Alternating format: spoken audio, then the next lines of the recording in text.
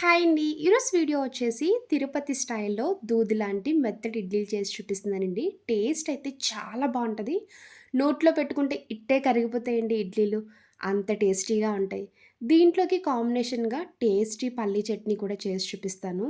ఇడ్లీ, పల్లీ చట్నీ మీ అందరికీ తెలిసిందే కదండీ కాంబినేషన్ చాలా బావుంటదని. ఒక్కసారైనా తప్పకుండా ట్రై చేయండి. చాలా బావుంటది. ఈ పల్లీ చట్నీ, ఇడ్లీ ఎలా చేయాలో ఒకసారి చూద్దాం రండి.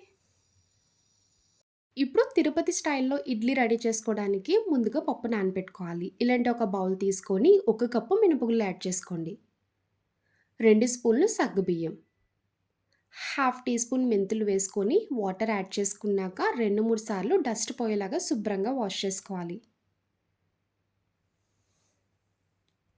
ఇలా కడిగి పెట్టుకున్న మినపగుళ్ళలో ఇప్పుడు వాటర్ వేసుకొని ఈ మినపప్పు పక్కన పెట్టుకోవాలి.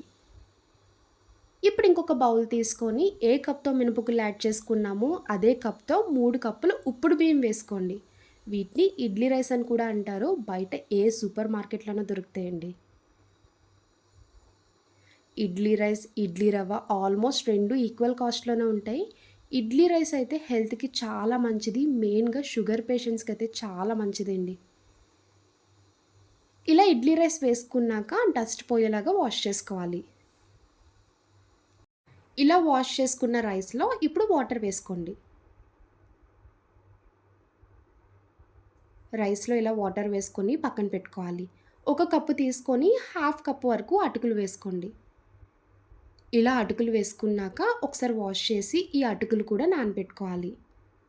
మినపప్పు, ఇడ్లీ రైస్, ఈ అటుకులు 8 గంటల సేపు నానాలండి. ఈ తిరుపతి ఇడ్లీ చేసుకున్నప్పుడు ఉప్పుడు బియ్యంతో చేసుకుంటాం కదా! ఉప్పుడు బియ్యం నానడానికి టైం పడతది కాబట్టి ఒక 8 గంటలైతే సరిపోద్ది. చూడండి 8 గంటలయ్యాక మినపప్పు, రైస్ కూడా చక్కగా నానిపోయింది. ఈ విధంగా నానబెట్టుకోవాలి. ఇప్పుడు ఇలాంటి ఒక మిక్సీ జార్ తీసుకొని ముందుగా మినపప్పు వేసుకోండి.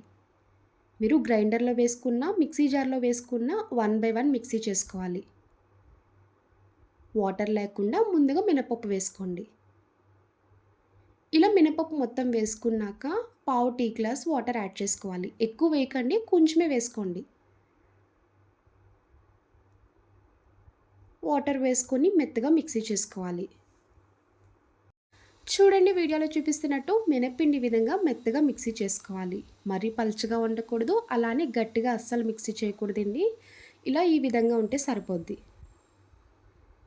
మిక్సీ చేసుకున్న మినపిండి మొత్తం ఇంకొక బౌల్లోకి షిఫ్ట్ చేసుకోండి.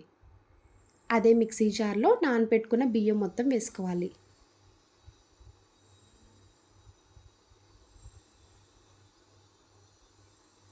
ఇలా బియ్యం వేసుకున్నాక నానబెట్టుకున్న అటుకులు కూడా వేసుకొని కొంచెం వాటర్ యాడ్ చేసుకున్నాక మిక్సీ చేసుకోండి. ఇలా మిక్సీ చేసుకున్న పిండి మొత్తం బౌల్లోకి వేసుకోండి. మినప్పిండి కలిసేలాగా మొత్తం కలుపుకోవాలి. తిరుపతి ఇడ్లీ అంటేనే చాలామంది మైదా పిండి ఇడ్లీ అంటారు కదండీ! మైదా పిండి ఇడ్లీ అయితే అస్సలు కాదు. ఉప్పుడు బియ్యంతో చేస్తారు. ఉప్పుడు బియ్యం వేయడం వల్ల ఇడ్లీ కూడా రవ్వ రవ్వలా వస్తది. ఈ పిండి ఇంకా పొంగుతుంది కదండీ! నాకైతే బౌల్ సరిపోక వేరే షిఫ్ట్ చేసుకున్నాను. ఇలా పిండి కలుపుకున్నాక మూత పెట్టి 5 గంటల సేపు పక్కన పెట్టాలి. ఈ పిండి కొంచెం పులిస్తేనే ఇడ్లీ సాఫ్ట్‌గా, మెత్తగా పొంగుతాయి. ఇలా 5 గంటల సేపు ఫెర్మెంట్ చేసుకోవాలి. ఈ ఇడ్లీలోకి పల్లీ చట్నీ చేసి చూపిస్తాను. ట్రై చేయండి. నేను చేసే పల్లీ చట్నీలు మా ఇంట్లో చాలా ఇష్టంగా తింటారండి. మీరు కూడా ట్రై చేయండి. మీకు నచ్చుతది. ఇలా స్టవ్ ఆన్ చేసి కడాయి పెట్టుకున్నాక 2 స్పూన్ల ఆయిల్ వేసుకోవాలి. ఆయిల్ హీట్ అయ్యాక ఒక కప్పు వరకు పల్లీలు వేసుకోండి. ఇలా పల్లీలు వేసుకొని పచ్చివాసన పోయే వరకు ఫ్రై చేయాలి.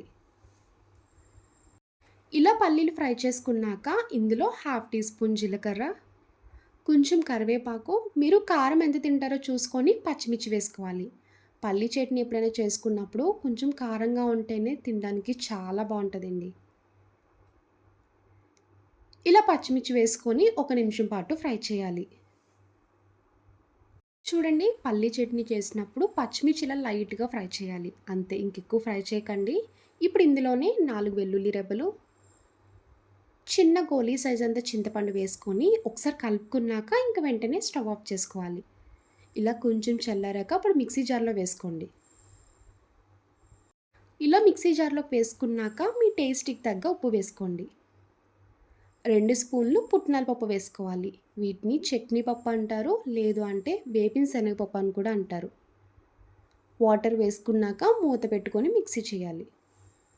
ఇప్పుడు చట్నీలో తాలింపు వేసుకోవడానికి అదే కడాయి పెట్టుకున్నాక ఆయిల్ వేసుకోండి.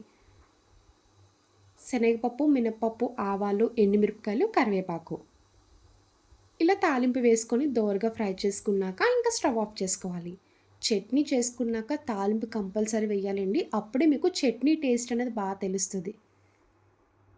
ఇలా పల్లీ చట్నీ కంప్లీట్‌గా మిక్సీ చేసుకున్నాక ఇప్పుడు తాలింపులో వేసుకొని కలుపుకోండి. ఇడ్లీలోకి తిక్కుగా కన్నా కొంచెం పల్చగా ఉంటేనే తినడానికి చాలా బావుంటది. ఇలా కొంచెం వాటర్ యాడ్ చేసుకొని తాలింపు మొత్తం కలిసేలాగా ఇలా చట్నీ రెడీ చేసుకోవాలి. 5 గంటలయ్యాక ఒకసారి మూత తీసుకొని కలుపుకోవాలి. చూడండి పిండయితే కొంచెం బాగా పైకి పొంగింది కదా! ఇలా ఫెర్మెంట్ అయితే సరిపోద్ది. ఇప్పుడు పిండి మొత్తం కలిసేలాగా ఒకసారి కలపండి. ఇడ్లీ వేసుకోవడానికి ఇంకొక బౌల్ తీసుకొని ఇప్పుడు కొంచెం పిండి సెపరేట్ చేసుకోండి. మిగిలిన పిండి మూత పెట్టి ఫ్రిడ్జ్‌లో పెట్టుకోవచ్చు. ఇలా బౌల్‌లోకి కొంచెం పిండి సెపరేట్ చేసుకున్నాక ఇందులో సాల్ట్ వేసుకొని ఒకసారి కలుపుకోవాలి. ఇప్పుడు ఇలా పిండి పక్కన పెట్టుకొని ఇడ్లీ ప్లేట్స్ తీసుకోండి. ఇలా ఇడ్లీ ప్లేట్స్‌కి ఆయిల్ అప్లై చేసుకోవాలి.